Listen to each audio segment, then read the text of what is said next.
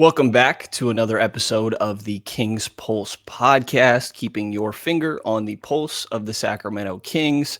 Even though they may currently be flatlining, we will see how it all continues to play out. My name is Brenden Nunes, one of your hosts. Also got my guy Chris Watkins here, like always. Chris, holding up all right, man. Have a good holidays, Kings, without any sort of Kings stuff, because we know how that went. Yeah, there's definitely a very certain special finger that I'm keeping on the pulse of the Sacramento Kings, and it's a central finger. So yeah, it was a great holiday. I went down to SoCal a little bit and was able to just kind of not be super invested in the games, I guess. Obviously, two of those were home games, so just even not being immediately in the building for those, it felt nice. It felt like a nice little vacation. I know you and Frankie obviously held down the fort there, but I will say it was very nice to be able to not be fully engaged in all that happened. When's the last time you'd been down to SoCal? I feel like I never hear you say that. I think it was 2 years ago for Thanksgiving as well. Okay. Yeah, I'm not. It's not that I dislike SoCal. I just, if I'm not going for, I haven't been to Disneyland in probably like 10 years, but like it would have to be for something specifically. And yeah, I mean, I'm not going to get into it, but I always say like people say they like LA, but what the hell does that mean? Like, are they talking downtown LA? Or are they talking Staples Center? Like I always say LA as an idea, like it's not really a central place. Like you probably like Orange County, or you like Long Beach. I don't know. You like Huntington Beach. T-O. Like you don't. Yeah. What is LA is my bigger point. They got good basketball teams right now. Credit to them. Sacramento, maybe not so much. Not so much. We're gonna go more big picture here, but just to lay out a little bit of, I guess, what the heck has been going on with the Kings after they lost.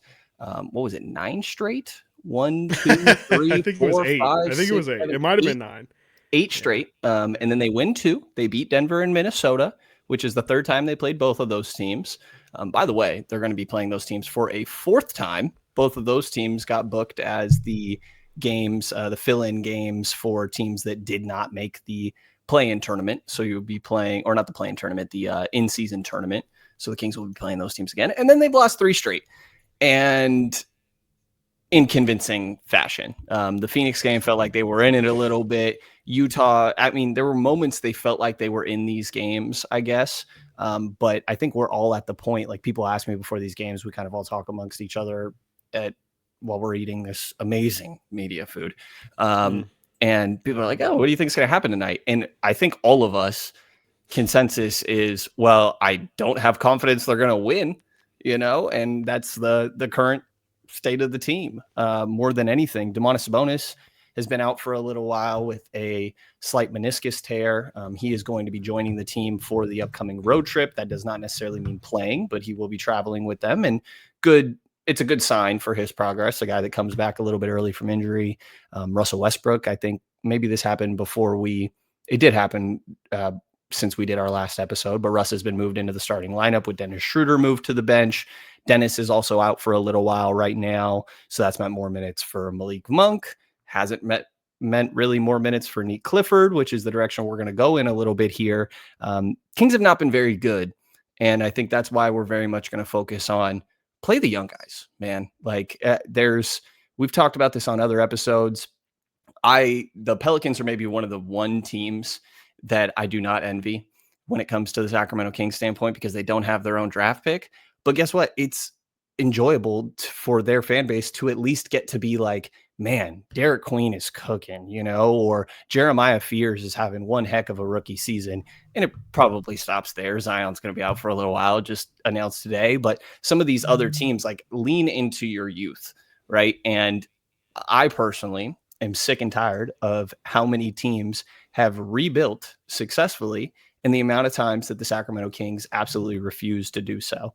And I think Detroit and OKC are the most prominent examples, because people were calling those teams an embarrassment within the last decade, while they were horrible. There's the Cade Cunningham, like, man, like, I know we're not a great team, but we're not 22 losses in a row bad or whatever it Right. is, and for every Asar Thompson, there's a Sekou Demboya. For every um, on OKC side, for every Jalen Williams, there's an Alexei Pokushevsky, but you let these guys play and you see what they have. Like, are we at the point where you are also fully on board of, hey, just let's play the young guys? Yeah, I mean, absolutely. I mean, you can even stick with your Pelicans example and say like the Pelicans aren't out here, still playing CJ McCollum. They obviously move off of him, and funny enough, he goes to Washington, where, that's maybe a whole Game winner different last night. conversation. And what are they doing? He does things for them, and I think, I guess maybe to stick with that example, I think maybe in an ideal world, that's kind of and not that Washington is by any means, playing better than anyone expected or anything, but I think that maybe what you're kind of hinting at there is what Scott Perry imagined this season to be for the Kings, right? Is that you can have your cake and eat it too. You can have your veterans that keep you around 500, but you can also have a steady stable of young guys. Maybe some or half or most aren't even playing, but you can hide it behind the excuse of, hey, we're a 500 team, we're competitive, and that's frankly what the messaging has been up until this point. And the Kings have, since they've really gone down this bad hill. You mentioned that 8-game road trip. 5 of those, I think, were on the road, or 4 of those were on the road. So we really haven't gotten a good opportunity to, kind of push them on that narrative. But I think for the most part, they've hid behind we're still trying to compete, and so we're going to play these older guys. I think when you're, what are they now, 5-16, 5-17, Yeah, 16. you really, you just can't hide behind that anymore. So it's past the point. You're 20 games in, you're past any sort of quarter season milestone mark that you could superficially say is something that you were looking at the start of the year as kind of the first mark of reconsideration, I guess. But long-winded way of saying, yeah, bro, like we all have eyes. We saw 10 games ago that this thing was headed in the wrong direction and they probably should have been playing young guys. Now it's a slap in the face that, we're still going games where, I think in the very last game they played, Russell Westbrook didn't end up playing a 35 plus minutes, and it allowed Neek to maybe get a little bit of an extended look. But for the most part here, we're not talking about giving these guys runway and really just putting the older guys to the side. Like, they're still out there playing DeMar DeRozan and Zach LaVine 30 plus minutes. And if Sabonis wasn't hurt, there's no doubt in my mind Sabonis would be playing like 38 minutes right now. So I just did Locked On with our guy Matt George, Locked On Kings, shout out. Great. And at one point, we're having a similar conversation, and I mentioned, they're only 3.5 games out of the 10 seed, and he essentially told me to shut the hell up, and I should mention that. So same way, right? Like, who gives a damn at this point? Yeah. No. End of sentence. Yeah. No. 100%. Yes. And I agree. But I also no one would cares. be shocked if internally they weren't saying that. Like, that feels very Kings to be like, hey, we're 3.5 out. I'll flip it because what the actual reality of the situation is you're 100% right in mentioning that, because that's going to be the spin the second any of these, if it's Zach LaVine, if it's DeMar DeRozan, if it's not going to be Domantas Sabonis, but if it's Domantas Sabonis who's the first one to go, they're immediately going to spin this as, well, we got younger with this trade. Now it's okay to try and continue to be competitive because we're only 4 or 5. Who knows? There's still going to be 40 some odd games left in the season when one of these moves happen. Like, I think you're right that at some point in this season we're going to be sold on the pitch of, hey, we're only X amount of games out of the play-in, and now we have a roster that, hey, you should be happy about this roster potentially making the play-in. But it still feels like, again, like the root of the problem is that there's 4 or 5 of these guys that need to go, not just one move that is a fake symbol of a shifting of the guard. Like, I think until there's multiple of these guys out and you're seeing Keon have real runway, Neek have real runway, like, I just don't think that it should really matter. Yeah, and I mean, I definitely agree with you. And I mean, the only thing that saves this team in the short term is a miracle deal that is, your Tyrese Halliburton, your SGA trade, which Right. I still think those are crazy outliers. I know there's multiple. I still think that's a pie in the sky.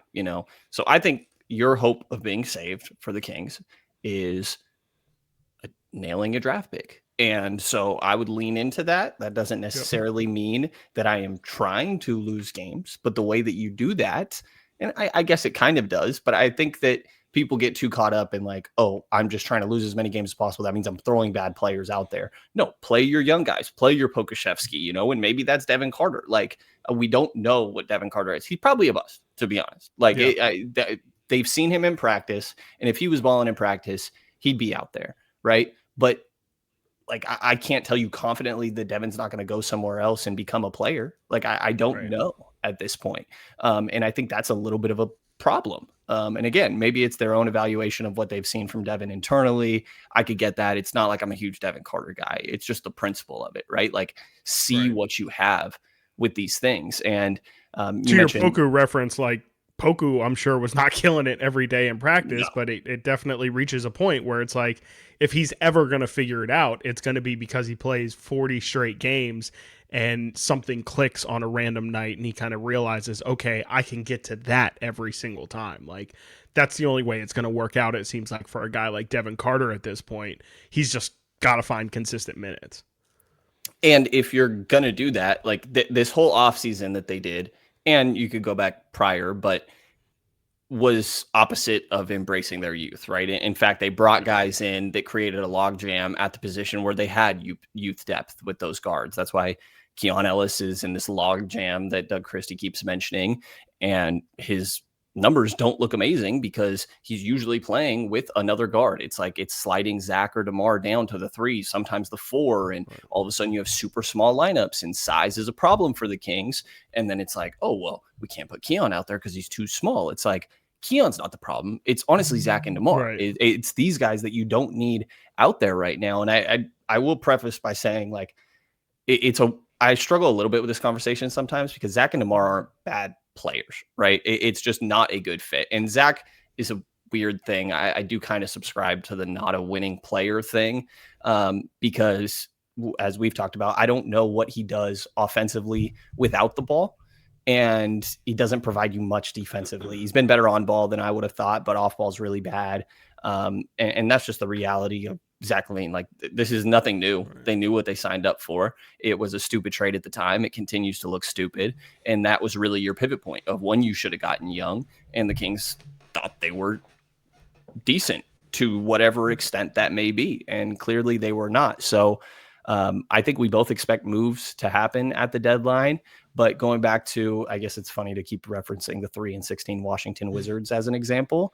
But like CJ McCollum and Chris Middleton are the veteran leaders there, right? And you have your Keyshawn George and your Bilal Coulibaly and all these other guys that are still getting plenty of reps. Is there any vets on Sacramento's current team that you would like to see stick around post trade deadline? And credit to you, by the way, this was your question that you mentioned coming into the show.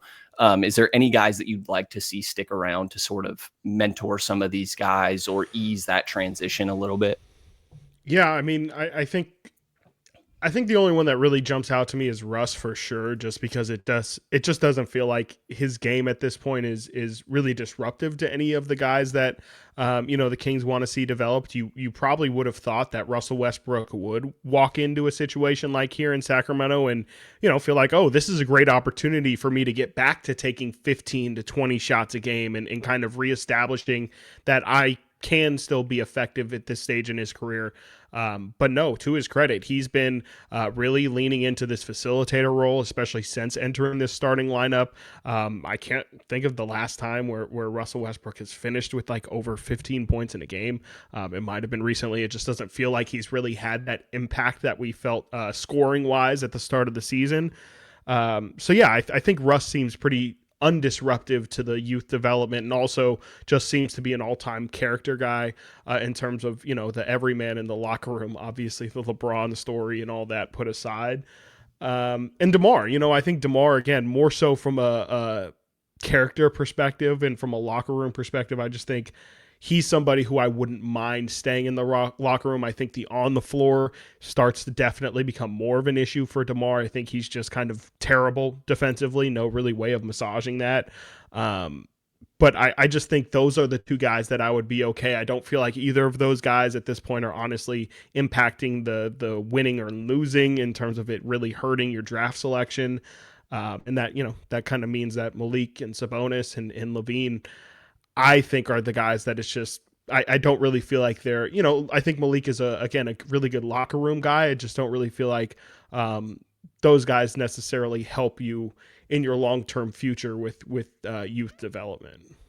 Like, I don't feel like any of those guys have really taken, you don't really hear those guys as like mentors or anything like that. Again, Malik, a good locker room guy, seems like a good hang, but doesn't really seem like he's somebody who's saying like, hey, here's the things that I went through in this league. Let me tell you about where I went wrong and how I have, since established a much, cleaner lifestyle that's gonna, just be beneficial to rookies universally. It just doesn't feel like those guys have really taken that mentorship role and ran with it. Yeah, Malik might be a little bit more of an off the court vet, if you know what I mean, a little bit there. But I mean, I agree with you. And I think the interesting one for sure, Russ, I want to give some credit to Russ, and posted a story about like what you mentioned, him sort of being malleable and transitioning to more play pass first in that starting unit. Last game, he has 5 of their first 6 assists, and that's in the first half of the first quarter. And I think he only gets 1 more the rest of the game for what it's worth. But there was a stretch where he had 3 games of 20 plus, including a 20-point triple double, and so I do think Russ deserves a lot of credit for trying to adapt and like figure out, what do you guys need? Do you need me to go get double-digit rebounds because Domas is out? You need me to be pass first in this starting lineup? I could do that. You need me to look and try and get to the basket and do some pick and roll offense, setting up some of these guys? I could do that. You need me to go guard a 4? Like, I could do that, So I do think credit to Russ for that. And, I'm aware that he had 5 turnovers and went 1 of 10 last game. Like, this is part of the Russell Westbrook experience. And we're talking about mentorship more than anything, right? Like you mentioned, Russ, DeMar, 2 of maybe the greatest guys that are talked about when it comes to mentorship in the modern NBA. And obviously their resumes speak for themselves. Like, Neat coming in and being like, Russ is one of my favorite guys growing up. Like, he's going to listen to that guy. And that's no shade to Zach. You don't hear the same things, right? Like, it's a personality thing.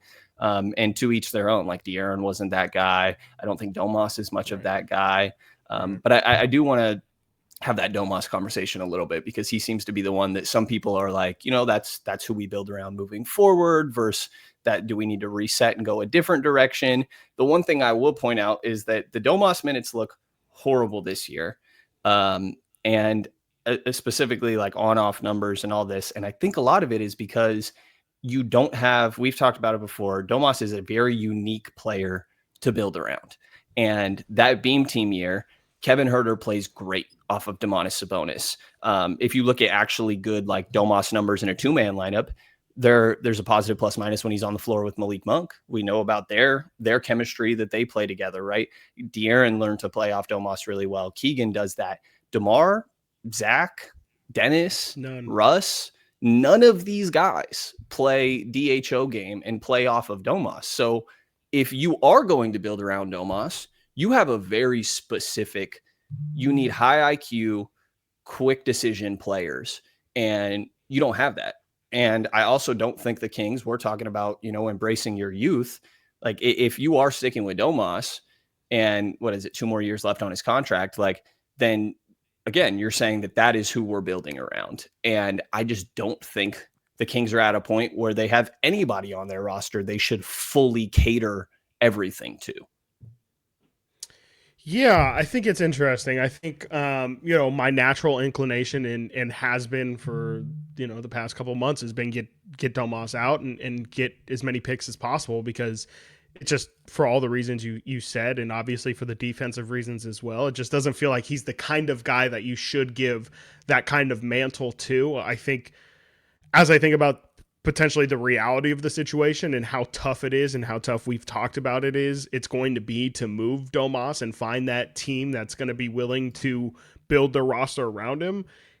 if you just kind of maybe read the writing on the walls and you say, like, I don't think we're going to be able to move on from this guy. We're going to have to, learn how to play around him. I do think that there's a world where the younger guys are the guys on the roster that makes sense to learn to play around him. You mentioned, Keegan Murray can play with him. Malik already kind of plays, has learned how to play off of him. I think Keon plays pretty well off of him. I would imagine Nick Clifford's game is pretty well suited to play off of Domantas Sabonis. So I do wonder, again, if it is just as simple as getting guys like DeMar DeRozan, getting guys like Zach LaVine, it's interesting. Dennis Schroeder, you would think with how good he is at getting downhill, there would be something there, but Schroeder's just been a whole different situation trying to figure out. Off the bench, it's clearly been better, but it's been pretty.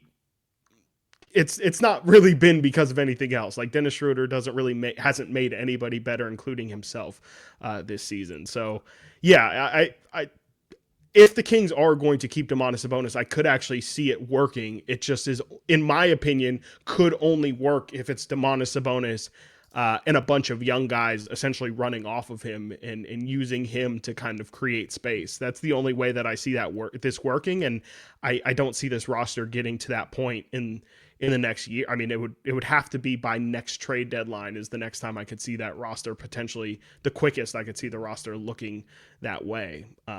So yeah, I mean, I don't know. I think if he's going to be a King, that's the only way I see it working. To me, it feels like if you're keeping him, you're attempting to fast track the timeline once again. It's like you need to fully reset. The way it works, like you're saying, is if next trade deadline or this one, say you move on from Zach, you move on from DeMar, maybe there's some Dennis thing in the offseason, whatever it may be, right? And then you land your top pick, you nail it in the draft, and he can play off Domas, right? That's the way that it works, I guess. But you probably also need more guys, right? Like when Cade got there in Detroit, they still sucked because they still needed their Jalen Duren. They still needed maybe not Jaden Ivey, but some of these other guys to all make sense. Like it's probably not one pick that is changing. It would change, and you still need to get you still need to have an answer for Domas too, right? It's like, let's say that works. So let's say you get the draft pick. He's a top 5 pick. It works out. He's great. Things are all pointing forward. Well, then Domantas Sabonis, when his contract's up, do you re-up on that contract? Do you just let him walk? Do you trade him that half season before and try and get what you can, but then potentially throw away everything you've built with this new, thing that you've been building for that year and a half? Like it still requires you to at some point make a decision on, do you want to keep Domantas Sabonis around for the rest of his career? And it just, to me, feels like if Sabonis is whatever's left of Domantas Sabonis, the all-star or starter quality guy, is the next 6 seasons, that doesn't seem to line up with the Kings timeline right now. Yeah, I agree for sure. And I mean, I think that there's just not, it again is fast tracking the timeline. And I just think that you need to fully reset. Like it is trying to be good too quickly. And the specifics of trying to cater to Domas, like I have a lot of questions about if Domas could ever be that good of a postseason player, to be honest, or if any of his led teams, because of those defensive weaknesses, because of the strict, but like specific style of play that you have to cater to playing with him, like that Golden State series. Obviously, that's one of the smarter teams with Draymond in them, but they played off of him. And so I do think to me, it's a full reset, and it's a little ironic that it's the guys that we're talking about, Zach, Domas, DeMar, Dennis, those are 4 of their top 5 guys in minutes right now. I love that Keegan Murray's at the top of the list. And I do think it's kind of funny that their tone has shifted a little bit. It feels like beginning of the year, it's like, oh my God, we got a point guard. This year's about creating an identity. Like we think this is going to change a lot. And then they're losing a ridiculous amount of games. DeMar, great vet, as we talked about, comes out and is like, hey, this is Keegan's team, And then later you hear Doug at a recent practice when asked about the difficult with lineups and rotations throughout the course of the year. He's like, it's hard when you were missing your number 1 guy for most of the season. I had never heard them call Keegan the number 1 guy before. I thought that was pretty clearly Domas or Zach or maybe DeMar, but really Domas Zach, right? And I think it's smart to lean into that, but I do laugh a little bit because this probably should have been the case from the start of the season, right? And it's great to lean into it now, but in the meantime, before any deals are going to be done, right now you have Keon Ellis. For what it's worth, he's an interesting situation, obviously, potentially headed into unrestricted free agency, or maybe he's part of a deal. I think that's kind of where we lean. Neat Clifford is, Keon is 9th in minutes per game right now, 16.6 a game. There are 10 instances where he played less than 15 minutes this year of their 19 games, including one straight up DNP CD. Kind of crazy. Neat Clifford is averaging just over 15 minutes a game, which is around the 20s of relative to the rest of his rookie class. So he's like ranked 20th roughly. Maxime Reynaud is getting a lot more run right now with Domantas Sabonis out. He's kind of the backup center. A little iffy at times, and they end up going to Precious Achiuwa, but I do think that's what I like to see is you see Max getting better. I'm still not sure that Max is an NBA player. I think there's for sure something there, and he could be, but let him learn through these things. It's still every time Max is on the floor, the other team is like, give me that guy in a pick and roll, and I'm going to go at him. And honestly, it probably doesn't go great more often than not, but it's good for him to get that on film. They're trying to drop with him. They're trying to show, they're trying to switch and trying to figure out what works best with this guy. So what do you do? I guess my larger question here, what do you do in the meantime? Like, do you need to cut the Zach and DeMar minutes? Does that feel feasible and like something that's reasonable for Doug Christie to do at this point? Yeah, I mean, I heard our friend Kyle Draper kind of press our other friend Deuce on air after. Oh, you actually weren't able to hear it because you were working the other day on the post game show. Deuce essentially said the same thing. Like, you have to play these young guys, and Draper, in classic Draper fashion, said, "Okay, big fella, I hear you, but who are we cutting? Like, are you willing to cut, DeRozan and LaVine's minutes?" And I think like it's just as simple as that. Like, I don't have it in front of me. I don't know if you do, but Zach's the exact 33.8, Domas 33.2, DeMar 33.1, and Dennis is at 29.2. I will say those definitely could be higher. They're not like egregious. Like, I think DeMar last season was towards the top of the NBA at like near 36 minutes or 37 minutes. Crap. 35 per game last year.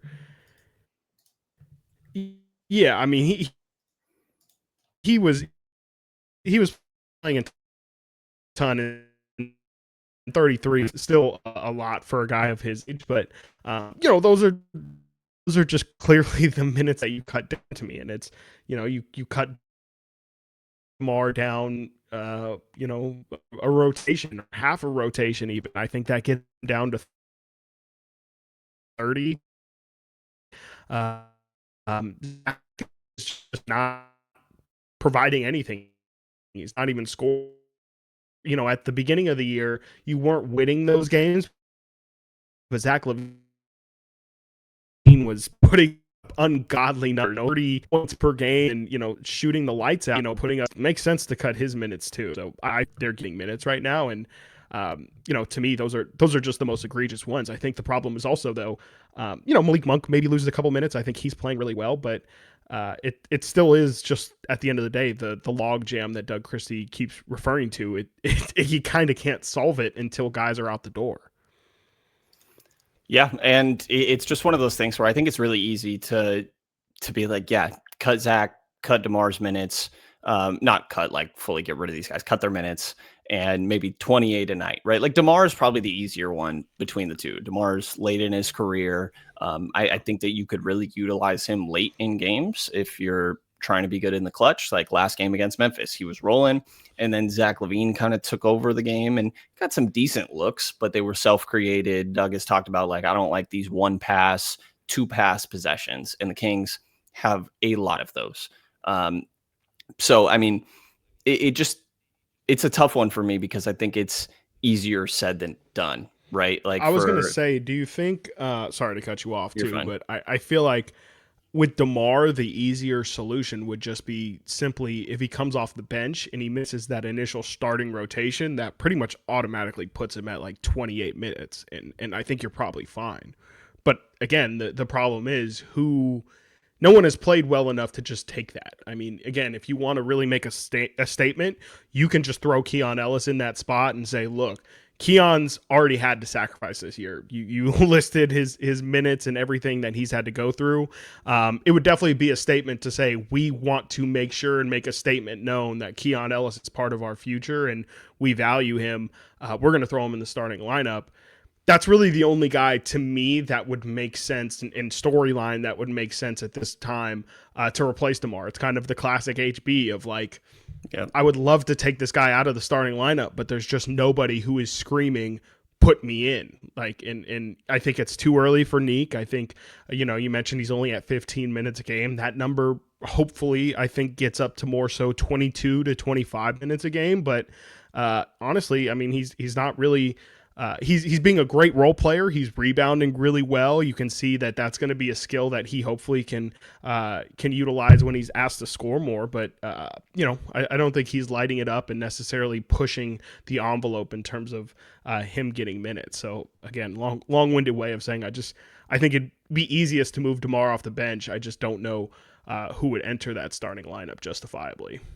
Yeah, and like going with the Neek example, right? Like Keegan's aggression, you've seen taking another jump this year. Like they're talking again, it's his team. Like that has probably been the biggest bright spot of this season so far.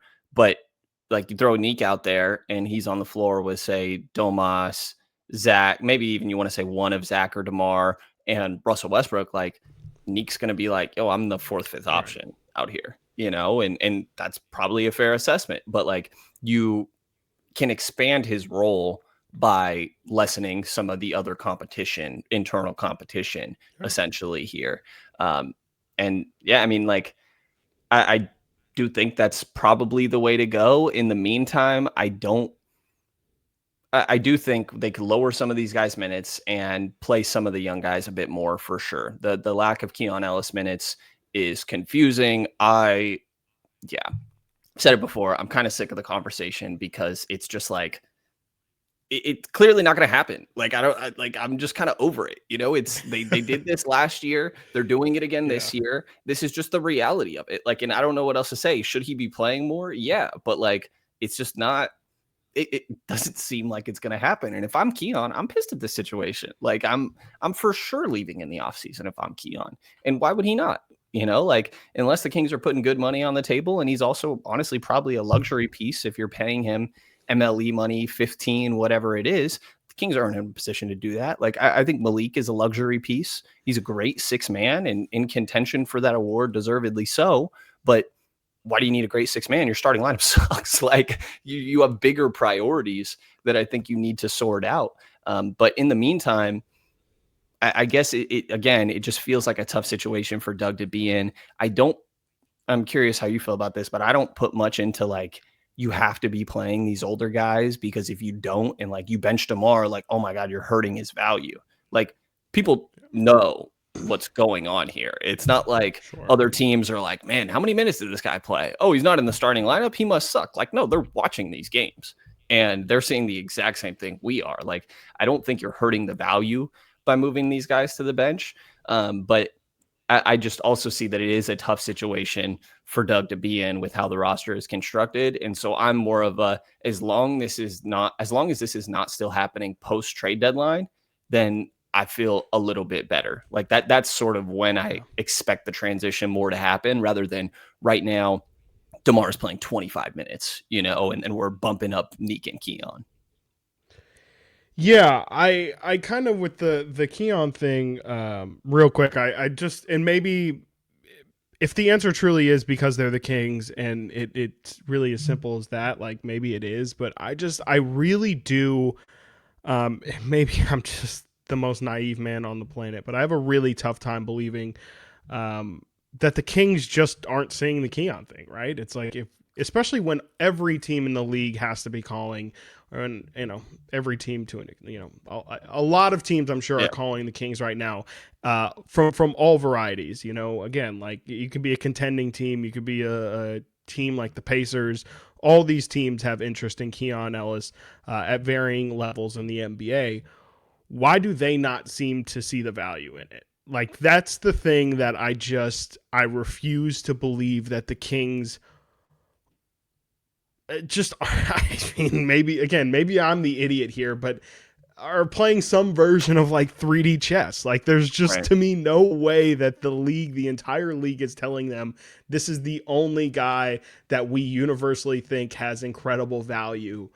Your team is clamoring to play more defense, and this is the only guy who's not Keegan Murray on your roster that is a plus defender, and you don't want him. You just don't want him. Like, you're willing to trade for him. You don't care to re-sign him long term.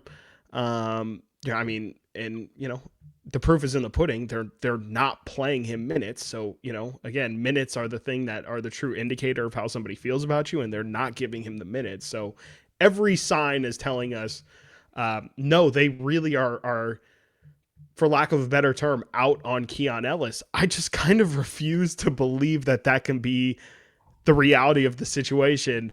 Am I just holding on for dear life, or like, is there maybe something to that? And I will answer your other question, but I cannot get by the fact that the Kings just aren't seeing it, because to me it makes all the sense in the world, and I know everybody else sees it too, and that's not really the conversation I want to have. It's more just, do you actually believe that the Kings aren't seeing any of this, or just don't care, or are maybe saying to themselves that, yes, we do see it, but we also see that that's an opportunity to maybe get value where we just aren't getting value in many other avenues that we're seeking? I mean, honestly, like I think my answer is that they might just be bad at evaluating talent. Like, there are certain people within the organization. But then you're saying I think Scott Zach Perry. LaVine. Because that's Well, the thing, not is like, necessarily, right? I don't think it's Scott Perry, because so like Zach LaVine is the other example. They clearly thought Zach LaVine was good, and they may have been the only ones in the league who thought Zach was still like really good and going to impact winning at this point in his career. And that, to me, was a Vivek decision. I don't think that was Monty and West. Right. And so that's where I'm like, okay, who's doing the evaluation here, right? I think we talked about it before, but like, members of the last coaching staff told me that it wasn't fully up to them whether they were going to play Keon. Like, some people over there like other guys better who are not in the NBA anymore. Like, which is crazy. And so, like, it doesn't make sense to me, and I don't want to believe that, but it's actually it's the only thing that, like, I guess, because I don't get it either. Like, you would think you're getting calls from other teams. Okay, we're pretty interested in this guy. Is that not a sign that, hey, he's pretty good, huh? Big red flag. Like, what? And I don't think there's like personality things behind the scenes or anything like that. I don't think like Keon is, and his contract is great, right? Like, that's the other strange thing. Yeah. Well, and I guess that's the other place where I would go, which doesn't really answer his lack of current minutes, but more so the future. Is like, I remember having a conversation with Wes Wilcox a couple years ago, back when like they were in conversations to trade for OG Anunoby, right? And talking to him about it a little bit, and he's like, OG's good, but is OG going to be worth what his next contract is, essentially? And I think that that's a similar situation to what's going on right now with Keon. If it's MLE range, like, again, are the Kings in a position where they're going to pay him 15 million plus? Like, probably not. I think I could hear out the argument for sure of, he's your fifth starter, sign him on that deal. You probably could still trade him in a year if you wanted and get something back. Sure. But like, I think it is, at this point, when it comes to future, are the Kings in a position where they should be paying this guy that's either a fifth starter or a seventh guy, 15 million a year? Like, it's a lot easier for Denver to do that, for Indiana to do that, and some of these other teams that are sort of already there.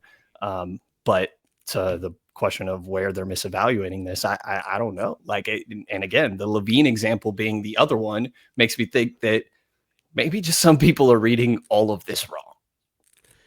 Yeah, no, and I mean, to even argue against myself, it would be if the Kings, to your point, like are saying like Keon Ellis, is he our fifth starter? Is he our sixth man? Whatever. You would think now would be the perfect opportunity to, if you are unsure about something like that, why not give him that role? And that's where, again, the lack of current minutes is so confusing, because or it's not confusing. It's very much telling you he's not in the future plans, because again, if the Kings even had doubts of, I'm just not sure. People seem to think this guy can be a sixth man or better, but we're just not sure. Why not just give him that opportunity? Why not give him a free tryout here and say, if he thrives, we'll pay him, and if not, we were right. We know we can still trade him at the deadline. Like, that's again the part where, as much as I want to say I'm confused and maybe it is 3D chess, like, minutes don't lie, and the fact they're just not really prioritizing his minutes, it should probably tell us where everything is kind of really heading, even though it just doesn't seem to make sense. Even from I saw Jackie Christie posted on her Instagram like a picture of Doug and Keon, and I'm 99.9% sure that was intentional. Like, I think that she definitely, she likes our 1140 Instagram posts all the time. I'm sure she sees, a lot of graphics and things like that of Keon Ellis being rumored across the league. Did you make any of those possibly? Maybe like 1, 2, 7, 12, like all maybe of our thumbnails for the past 2 months. Yeah, like I think that Doug and Keon were really chopping it up for like 5-10 minutes after last practice too, and directly in front of the media circle, which is really just kind of funny. For what it's worth, I don't think, like, even if they feel a type of way about whatever may be going on, maybe Doug has orders from above, whatever it may be. Like, I'm sure that there is just like a human aspect of it here. Like, we could be cool as people and not see eye to eye. Like, I like you as a person, I don't like you as a coworker. You know what I mean? Like, a difference between the two. And I don't even know if the latter is necessarily true. But I don't think like Keon is stirring up all this drama or anything. But there's probably some interesting internal conversations, because it's the second coach in a row that is practically coming out and saying, hey, if you play like Keon, we're going to play you. And then they don't play Keon, like, hey, if you play defense, you're going to be out there. Like, we need more defense. We need more shooting. But, well, this guy does both of those things and he's not playing. So, like, I don't know. I can't help but like, it's to the point where, like, you have to theorize so much because this makes no sense and everybody agrees it makes no sense. I'm like, are they doing it out of spite? Like, are they pissed off that the fan base like loves this guy? And it's just, it's where you start to get to, again, 3D chess, and they're just trying to lower his market, right? It's the these guys are Dante DiVincenzo 100%. Out Justin Holiday. I just don't think that's the case this time. It just feels like it is mismanagement, malpractice. Like, I don't know what it is, but if it inevitably feels like it ends up being Keon Ellis not on this roster, it just doesn't make sense. Because even, again, just to wrap a bow on it, even in the direction that the Kings are going, it doesn't matter if they are going to try and accelerate their timeline or if they're going to try and lean into more of a youth movement. Keon Ellis, again, just makes sense for all of those roster constructions. And so it's just really, really weird. And if the Kings had any sort of like pull in national media, it feels like it would be a much, much bigger, it feels like an easy thing for people to dunk on the Kings about. And it's surprising to me, I guess, that it hasn't been dunked on more or harder. No, I for sure agree. And the other plus about Keon, so many of these guys, I feel like a role is undefined, right? Like, what is DeMar supposed to be doing on a nightly basis? What is Zach supposed to be doing on a nightly basis? Like, vaguely, sure, right? But it feels like they step on each other's toes. Like, Keon is a complementary piece that allows Zach to play his game more, that allows Domas to play into their game more. Part of the reason that this has looked so crap is because DeMar, Domas, and Zach all have the same role. Like, get some other guys with different roles out there. And so this all went downhill when they, first of all, didn't make a trade to better the Beam team, right? Whether OG, Pascal, whatever. And instead, their move is that they go and get DeMar DeRozan, who didn't fit with the team at all. Didn't hate it. Wasn't young, so couldn't grow with the team either. Yeah. I didn't hate it at the time because I think we all agreed that they needed an upgrade over HB, but not the same position even, and very, very different roles.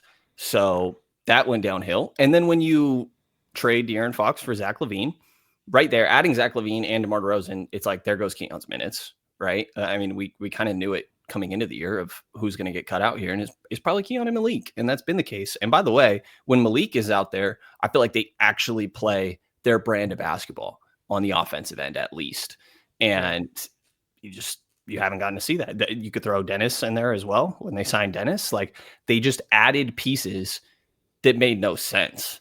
And it created, like, they act like this log jam always existed. Like, no, you chose this log jam, and that's what they signed up for. So I think the way to revert it is you got to move on from some of these pieces. And that's just the reality of where they're at. And it feels like we're just counting down until some of those moves get made, really. Yeah, no, and to answer the question that I derailed you from before in terms of, does playing these guys matter in terms of, do I need to showcase DeMar DeRozan, or do teams just kind of know what he is? Like, can the Kings essentially bench DeMar DeRozan and have it not be a big deal in terms of hurting his trade value? I would have thought no before today, but I did hear. I have to give Michael Scotto credit. Like he went on Alan's show, and I think his explanation of, it's just the reality of if you move DeMar DeRozan to the bench, teams they're gonna kind of look at it a little like, oh, well, like leverage. Why did that happen? You're a bad team, and you're moving this guy to the bench, but now you're asking me to up my offer for him. Well, what kind of sense does that make? It seems like it seems like essentially the Kings need to posture for as long as possible that they don't need to make these moves regardless of what their record is, because the second it becomes undeniably obvious that there is nowhere else to go but to ship these guys off, at that point the Kings pretty much lose all leverage in getting off these 36, 37, 30-year-old Zach LaVine, who's on a terrible contract. Like, the Kings kind of at that point, beggars can't be choosers. And if you want these guys off your roster, especially when there's going to be outside competition, I know the Clippers don't have their first round draft pick, but who knows, maybe they see this still as an opportunity to get out of James Harden long-term, or Kawhi Leonard long-term. Like, maybe they open up a different star path that maybe wasn't there before, and it kind of sours the Kings market a little bit. I kind of feel like, unfortunately, the Kings do have to prop up these LaVines and DeRozans until they move off of them, because they're already shit value. I think if Zach LaVine moves to the bench, that's maybe where like a team like Detroit or Milwaukee, a team that maybe actually has some real aspirations for this season, might say, I still feel like that guy's too much to pay. Yeah, I mean, I think that's the reality. I would love to hear, like, I hope Scott Perry has a good poker face, because having those conversations of like, nah, man, like, Zach, you've seen Zach LaVine, like, that guy's a bucket. Did you see him putting up 30 a game? Like, do you know what DeMar DeRozan is? That guy's top 25 all time in scoring. You know who Alex English is? Yeah, just passed him. DeMar passed him. Yeah, okay. And yeah, just other teams being like, bro, come on. What are you talking about? We've all seen this guy play. You're going to get Tobias Harris, and you're going to like it. Right. You're going to get Kyle Kuzma, and shut up about it, Yeah, exactly. I do think, the reality is these guys' value is already bad, right? Like, I saw some Reddit posts, take it for what you will. I kind of love Reddit for all its flaws, of DeMar for Derek Jones Jr. and Bogdan Bogdanovic, right? Bogdan, old bogey. Shout out Bogey. Yeah, beat up out there. I don't know. Wait, not John Collins? Wait, the Kings don't end up with John Collins? What do you know? Wow. And a bunch of comments being like, I wouldn't do this unless there were picks involved. And I'm like, guys, I think people are really overrating the value of these players. Like, there is not much. Who was the Kings were sending off? DeMar for DeMar? Derek Jones Jr. DeMar, okay. And Bogdan. Bogey. Yeah, it's those are two expirings. You're dumping. Right? Yeah, you're dumping DeMar is really what's going on here. And Derek Jones Jr., a guy that actually makes a little bit of sense if you want to care about like the current construction of the team, even though I don't think it matters at all personally. But the value's already bad here. If Zach's getting traded to, Milwaukee, then you're getting a Kyle Kuzma and whatever. Yeah, you're not getting Ryan salary. Sorry. No. Like, you're not, unless the Kings are willing to include things to try and get these guys back, like, you're not getting good pieces. The best case scenario, I mean, I guess, is like before Denver traded MPJ for Cam Johnson, right? And if you want to call Right. MPJ a best case scenario, but that's how you like Right. take a flyer in this situation, right? Is you're taking on some other disgruntled asset essentially, and you think we can fix them. And I don't know why this identity and culture, which by the way is a whole different rant. They came into the year saying, "Oh, we want to create an identity this year," and you did nothing but worsen your league-wide perspective and your identity. Like we are straight back to Kangs. They did the polar opposite of what they wanted coming into this year. And these guys do not have good value. And that's already the current state of it. I don't know how much worse it would get if these guys moved to the bench or got less minutes. Like, again, everybody else in the league isn't monitoring the minutes. It does hurt your leverage. I think that's a great point. Like in conversations, hey, Yeah. like, come on, why are you asking me for more? You clearly don't give a damn about this guy, for lack of a better word. But yeah, I mean, it's just the reality of it. And I think that I'm not expecting great return for DeMar, for Zach. Like Domas is maybe the one where there's potentially something, but the complications of fitting around him in Sacramento exist everywhere else. Like this is why we liked the Chet Holmgren idea of trading a future first, which I thought we look pretty good on that one. Devin Carter and Keegan Murray for Chet Holmgren. I'm probably pulling the trigger there. But this is why, like, they just need to fully reset. You're not fast tracking your rebuild by trading these guys. Like if you were trying to do that, De'Aaron was kind of your opportunity, and that wasn't going to return you some crazy Paul George package or anything like that. Like you're not getting a Donovan Mitchell trade or anything like that, but actually reset. And so, I mean, I think that's kind of the main point of what we're saying here is you try to get the youth minutes while you can right now, but understand there is a tough situation given the construction of the roster, and you need to reset this thing. Like no questions asked. This fully needs to restart. Wow, 50 minutes in and I can't believe I'm asking this question. And I'm so sorry that this is potentially just going to derail everything. But as you were saying that, my mind went to like, if the Kings were to like, what is the Kings' best trade offer? And I know it's not a conversation we've had in about a year or so, but could you maybe argue that the Kings' actual, like, if they, in the situation they're in now, where who knows if they're going to get a top 5 pick, I'm more saying, I think I know where you're going. Wouldn't it be easier to maybe compile like a Giannis Antetokounmpo trade package than to play out a rebuild? Like, wouldn't it be easier to throw Keegan Murray, Neek Clifford, some picks, Devin Carter, Keon Ellis, all of your young assets, and then have Giannis is really the only one that's out there. Trey, I guess, but those guys aren't good enough for what you're saying. Yeah, that's what I'm saying, is that those guys to me feel like I'm not giving up Keegan. I wouldn't even give up Keegan, honestly, if I'm the Kings, in terms of like I don't think there's a big enough return for what John Morant can bring you in order for giving up Keegan. Like I think there's still too much question. Like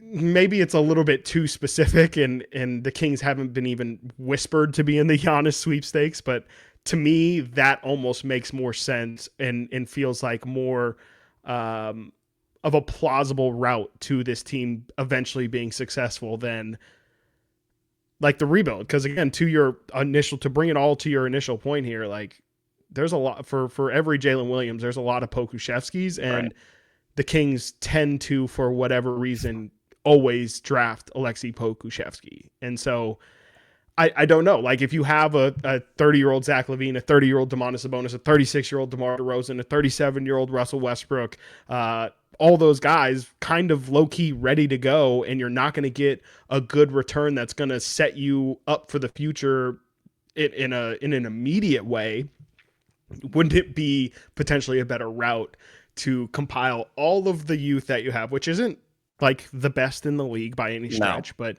it's kind of the best that you could throw together. Keegan. It includes Keegan and includes probably multiple of your picks. But you get a 30-year-old Giannis Antetokounmpo next to a 30-year-old Zach LaVine with a Domantas Sabonis, with DeMar DeRozan and Russell Westbrook for potentially a year or two. I don't know who you've been talking to, but you need to calm down. I'm so sorry. You're wild. I'm like You're wild right now. Sorry, but it's like immediately what I thought when you were. I can't even remember what you were saying, but I was what trade I thought of when you were saying all that is Domas for Joel Embiid. let's talk. Like let's something in that have these direction. conversations. Yeah. I mean, it's very Kings. Youth isn't the right thing, right? Like, I mean, youth, like, if you're going to do, if it just doesn't make sense, like, it's a very, very scary proposition to get rid of your youth. I definitely understand that. It's a lot safer to do a Sabonis for Embiid swap in terms of, you know, are you really risking that much or anything like that? I think it's maybe, again, a conversation for a different time, but I think my other question is the Kings youth even a good enough youth to bet on? Maybe is I don't a even think they're a good enough. Have a conversation. I don't even think they're a good enough youth to get in the Giannis conversation. Like it depends how you feel about Keegan. Sure. Well, okay, the draft picks would put it over, right? Like Kings unprotected draft picks, that's gold. But again, I think that's the only way this gets saved. Like I just that feels too Kangs to me, which maybe is the reason they do it. But again, it's just fast tracking it. It's trying to speed up the process, right? Like I'd rather wait and see, is OKC going to be able to pay Case and Wallace? You know what I mean? And like try to do this second draft stuff. I keep going to Anthony Black, like Reed Shepard's playing great now. That's probably out the picture, but like those sort of guys, right? And if you're going to try to fast track it, do it with a 26-year-old rather than going chasing this, you know, guy in the twilight of his career where it's like, man, we're going to win a championship right now. Right. But I could definitely see it, unfortunately. Yeah. I guess maybe the pseudo question is, realistically, which path is the, I guess not the better one. 'Cause again, I think the youth is the better route, but I think that there's maybe an argument that is the better route for the Kings to go than to try and rebuild because of the uncertainty of rebuild, because, there's always good stories of rebuilds, but the Blazers also, as much as you might want to throw them in the good story of rebuilds, like they're still floundering and don't know what the hell they are. So, Denny Avdia, definitely a good find, but I just kind of wonder if it's, hey, like we know we're going to be some form of good if we make this move. Who the hell knows? Again, 17 years was a long 17 years. I just don't know if realistically the Kings, and we continue to talk about, like, are they even going to be able to move on from these guys? Like, we hope that they can move on from LaVine or from Sabonis, but I think there's a very real situation where they just have to eat those contracts because they are so bad. I think that could definitely end up being the case. And yeah, I mean, this is where you get into the, like, are you really trying to win a championship one day? Or are you trying to be respectable? Because if you're trying to win a championship, again, I think the Giannis trade is something that, I mean, it's just you have to have winning a championship. You go trade for Giannis, though. Who do you have around him? You know what I mean? Well, that's what I'm saying. If you're trading the youth, that's the only way that this Kings. I think my bigger thought process was that's the only way that this current roster could make sense is if you triple down on, we are a right now ready to go contender or whatever, is the way that we have a top 5 center in Sabonis. We have Zach LaVine, who's a scorer. We have Giannis, who's a top 5 player in the NBA. We have DeRozan still. We have still pieces. We just got rid of all of the youth. Like that's the argument, is that you didn't really get rid of any of the current crop of guys. Yeah. 50 minutes in, I let it fly. Yeah, why not? I pray nobody up there listens to this. Don't give any ideas. Holy. I'm not condoning it. For Giannis to the Kings conversation. I was not condoning it. Yeah. No, I hear what you're saying. Yeah, I really hope not. But like, I don't think nothing about the Kings' past or anything makes me feel like. I mean, besides Scott Perry was in New York for a long time, and Giannis to New York rumors were very prevalent for a very long time. Because of Scott Perry, it must have been. I'm 100% sure it was because of Scott Perry. But I think if anything, again, it more states to where this team is at, is that they have not let their true intentions be known at all. And with their history, I think it's any and every option is possible. Yeah. You'd have to be really confident the guy's going to re-sign, first of all, which I would be extremely skeptical of. But like, maybe it wouldn't take a bunch of future draft picks. If you got a top 5 pick this year, do you give up a top 5 pick Keegan and DeMar for Giannis, and then you keep all your future draft capital? I don't. I'll tell you that. Like, I'd rather probably hold on to the top 5 pick. I don't think that you're fast tracked enough, like that you're actually good enough with Giannis, even. Which, yeah, I can't believe we're having this conversation. Or it's just like, I mean, well, I think the other problem is like, I don't see, like, again, I don't think Ja's up at that level. I don't think Trey.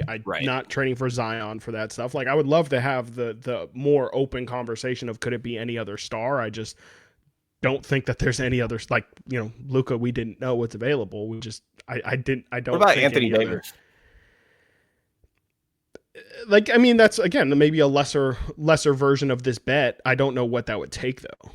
Yeah, like AD's probably like you're probably moving off of Neek at that point. They just traded him for Luka, so they're probably gonna want a lot back. You would think, right? Yeah, I don't know. I mean, I don't know what that looks like, but AD and Sabonis is interesting. It definitely again, is. and that's kind of more so betting on this timeline. I think again, the maybe more so the spirit of what I was thinking is, and it's something you have definitely been more so on the worried-some side of.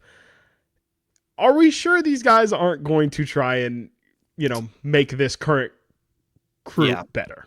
I think it's just the one thing that until it is 100% stamped down and we see evidence of it, it's just the lingering question of, are we sure that these guys are done with their bullshit essentially? Like, are they still on that shit of like they want to compete and they still see something with this group, or do they finally see what everybody else is seeing? I think until any move is done that signifies a leaning of the direction of youth, I think, in my opinion, it's fair for you to ask that question every week. And 50 minutes in, I don't know if it was fair, but I think it's what leads me to wonder if Giannis is a possibility. No, I see what you're saying. Like, yeah, to your point, until they actually embrace the youth, I think it's reasonable to be skeptical that they're ever going to do that. Like, yes. And I think last couple episodes were like, man, this is going horrible. And I'm just kind of waiting for something drastic to happen because that tends to be the case here.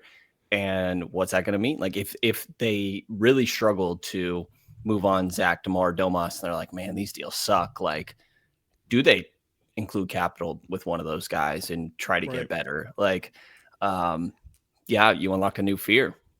The scales vary, you know. It could be Giannis, it could be throwing Keon into getting rid of Zach LaVine. Like it's a very wide range of things, but the bigger point stands of like is it true that they're actually going to be fully into like youth, like real youth, not even like 28-year-olds. Like that's not youth. Like they need to be getting guys who are all younger than Keegan Murray or Keegan Murray or younger, right? They have no like for real young guys on this team. No. Like Neek is the closest, I guess. Yeah. Again, Jonathan Kuminga, second youngest player on this roster. And to be honest, like to their credit a little bit, I guess, if you do the Monk for Keon or for Kuminga swap, like the roster does look a lot better, and I think things feel a lot different. Like that opens up more minutes for Keon, you know, and some of those problems sort of naturally solve themselves. And that's where, like, right now we can hang on to, man, you know, Keegan looks real aggressive. Like, I wonder what he's going to be. And then you would have that added with Kuminga, you know, and so there is and then that also answers the question of like DeMar's coming off the bench for who? Yep. For Jonathan Kuminga. That makes sense to me. Start Kuminga, start Keegan Murray. Sorry, like you're 36 years old, DeMar. You got to come off the bench. Yeah. And it feels, I don't know this, it feels like we're essentially debating, is this going to be Scott's path or is this going to be Vivek's path? And at least, you know, fairly broadly. Like, I guess what I'm saying is I think Scott Perry sees it. I think Scott Perry sees that this is bad. I think that there's a reason he's referenced, look at how much I tore down New York in a couple years, essentially, you know, and reset all that. Like, I think that Scott sees it. And I guess that's why, and I hate that this is always a thing with the freaking Kings, and they're not the only one, but where you constantly have to be like, well, who actually made this decision? Right. Like I said something earlier about like the Keon or the De'Aaron and Zach trade being stupid, and a bunch of people are like Yeah. on Monty and Wes's ass about it. And I'm like, I don't think it was them. I think it Mhm. was ownership, but we don't know. And I just hate having to decipher this stuff. But Sure. I think that Scott sees it. It's just about, is he allowed to execute on it? Yeah, I mean, I haven't seen anything to definitely say that he sees it. I hope he sees it. I think it'd be really tough to be in the position he's in, to be a general manager and to not have that level of Three talent and a half out. evaluation or whatever. Like it's crazy. It's just but I don't know. I mean, I think I'm also just kind of concerned about what the returns. Again, we can spiral into different conversations, but I am also just very concerned that the return that they get for these guys is, you know, like that can be where maybe Scott Perry shows his warts. Like that's really where I want to see, um, you know, what Scott Perry is about is the guys that he prioritizes in the return, or what he, I guess I shouldn't even say the guys, it could be picks or whatever, but the type of players that he wants to bring back in to maybe, I guess, start to develop whatever this identity is going to be. Like that's the thing that concerns me the most. And are they going to get fair return? And I think there's just no real way, because he hasn't been in this position before. We don't really know how he is as a negotiator, how he is at like individual talent evaluation, and also, again, what kind of gymnastics he can do in terms of bringing guys in and maybe sneaking in some lower level value. Hasn't been a great start. He inherited a pretty bad situation, but the Dennis Schroeder signing doesn't look very good.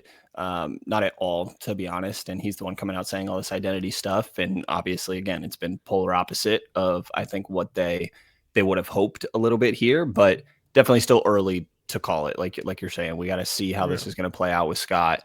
But unquestionably, things need to happen. Very much so. You are 5-16. I guess somewhat lucky, if you want to call it, that Dallas and the Clippers are also messes right now. But yeah, I mean, they need to pick a lane, man. Like, Jesus Christ, like, get young already. Holy crap. Again, the amount of teams that have rebuilt in the amount of time that they refuse to do so Right. drives me insane. They're like, oh, would it taken so long? I'm like, I don't know. They already did it, and they are lapping Right. you right now. And again, it's going to be a process. You're going to have your Bagley picks, but when you pick Bagley and like after De'Aaron, you don't be like, oh man, now we got it. Let's go get Dwayne Dedman, Trevor Ariza, Corey Joseph. Like, take your time. And whatever, maybe they thought they had it there. Bagley had a good rookie year. Take that for what you will. Whatever, different scenario, I guess. But like, you don't see Washington going in and being like, man, all right, we got our guys, and they haven't gotten their top pick. Or like Charlotte isn't being like, man, let's fast track this and let's go get someone. I just, yeah, pick your lane, man. And Yeah. they need to go young. I don't have much faith that it will change rotationally until some trades get done. I do think there are moves like we talked about of trimming some of these top guys' minutes a little bit, playing more Keon, Neek. I think Malik plays into that as well. But literally, of your top 10 guys in minutes, LaVine, DeMar, Dennis, Russ, Malik, Keon. Maybe you want to throw Neek in there, but say we don't. 6 of them are guards. 6 of them are guards. And you really don't want defense, like probably not even really threes, right? So, I mean, yeah, I guess there is the reality of the logjam. I think that needs to be cleared up.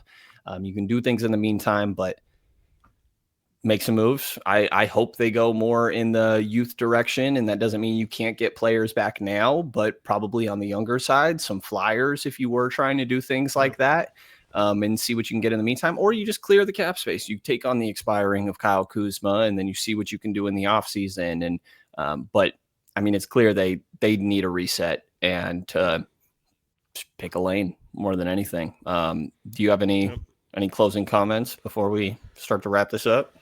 No, I mean, yeah, the only last thing is just, yeah, I mean, I know careful what you wish for, but I just want this team to get to the point where, they're just taking bites at the apple, right? Like the Pokush, I think of all the random players that ran through OKC, all the random players that ran through the process years of the Sixers. Like, you find b-ball Pauls, right? You find random guys that you didn't expect to like, and they could end up being like Paul Reeds, where they're in the league for 4 or 5 years and end up being nothing. They could be, Rashawn Holmes was a product of the process. Like, you end up finding these guys who might not be superstars or all stars, but are usable NBA players for a couple years. And I think that's the kind of process that I hope the Kings eventually get to, is that they're just really trying to find as much talent as possible, and really just doesn't matter draft, free agency, G League, trying to find the 10 to 12 guys who are going to be on the roster that fit the identity that they want, because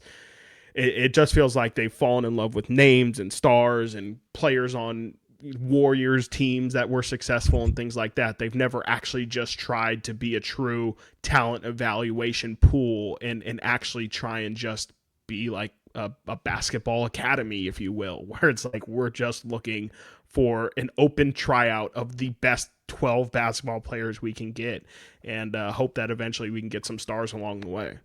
Yeah, I mean, I agree. And people will be like, well, the stadium's going to be fairly empty if they embrace this youth thing. It's already like, Yeah, I it's mean, already empty. there are moments where, sure, they're still going to have good nights on a Friday, whatever, before Thanksgiving, that game against Minnesota, great environment. But you'll still get those with the young guys, too. Like, you think the fan base won't get excited? Let's look at how they love Keon Ellis, right? Like, I mean, I was just going to say real quick, too. Last thing I'll say, I saw somebody mention it on Twitter yesterday.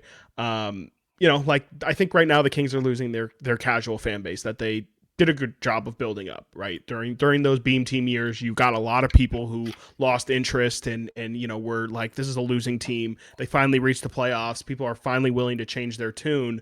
I think what you're seeing right now is a reversion to those diehard Kings fans. The good news for the Kings is they spent 17 years building up a ton of diehards. And so while the stadium might not be packed every single game, there's still going to be 12,000, 13,000 of the potential, 15, 16, 17,000 you can fit in there. So, and once you're good again, that'll be right back to selling out. Like 100%, no question. So we'll see. In the meantime, do your best to enjoy. Enjoy is the wrong word. To find some sense of, light at the end of the tunnel. Like I'm really hanging on to, man, Keegan Murray looks aggressive, or Max, again, I don't think he's looked very good, but I do think you've seen progress, and I'm gonna hold on to that, and some of these other things that is really all we got right now. I'm gonna go out to Stockton on Thursday just for trying to find something. I found out Jameer Nelson Jr. is leading the team in scoring, which is wild. On the roster. 20 a game right now. We'll see. So, they need another guard, man. Bring them down. They need them all. Get all the guards you can get. Best of luck watching the rest of these Sacramento Kings games. Hopefully they do pick a direction here, embrace a little bit of youth, and help the watchability of this a little bit. I think moving forward, we are planning to this is a very early time to be doing this, but I think it's fitting. At least check-ins a little bit on some of these top draft prospects. I still have to do a better job of getting educated on some of these guys, familiar with the names. But I think we can start that process now of maybe, we could even spend half of next episode or something outlining one of the guys and their updates or whatever it may be. We will periodically be updating you on draft prospects because again, finding your joy and what you can enjoy in this season, for me, that's what does it. Is I'm like, hey, this is where the hope is. Maybe one of these guys, Cam Boozer, AJ DeBonds, is going to come in and change this thing around. Praying for them. It's probably an Ace Bailey. I don't want to go to Utah. I don't want to go to Sacramento, but who knows? Some guys you get to go be the number one and whatever. So we will see. We will have more attempts at a future-based content since the current state of the Sacramento Kings is pretty dire, but we will see how this rest of the season continues to play out, and you can keep your center finger on the pulse of the Sacramento Kings moving forward here, as Chris's is all messed up, by the way. Yeah, I don't know what happened there. What do you do? I'll show you off air. It looks now. You know what? We're an hour 15 in. People can get some nasty. It's just like have an ingrown nail. Ooh. Ooh. Kind of puffed. That finger probably has its own pulse. Yeah. Yeah, it does. It definitely has its own pulse, and it's been keeping me every up once at in a night, while. You're like, damn, I really feel my finger right now. Like, yeah, no, 100%. So, I got this thing. Yeah. Okay. I don't know. I don't know what happened. So, all right, that's always a fun one. Not fun. Well, yeah. Best of luck to you and everybody else watching the Sacramento Kings. Again, we are available on all audio listening platforms. If you are listening on one of those, be sure to subscribe to stay up to date with the latest episodes. Also, video version with on YouTube as well. So be sure to subscribe to King's Pulse on YouTube to keep up with everything that we got going on. So for myself, Brenden Nunes, and my guy co-host Chris Watkins, appreciate everybody listening, and you will hear from us again in a little while later.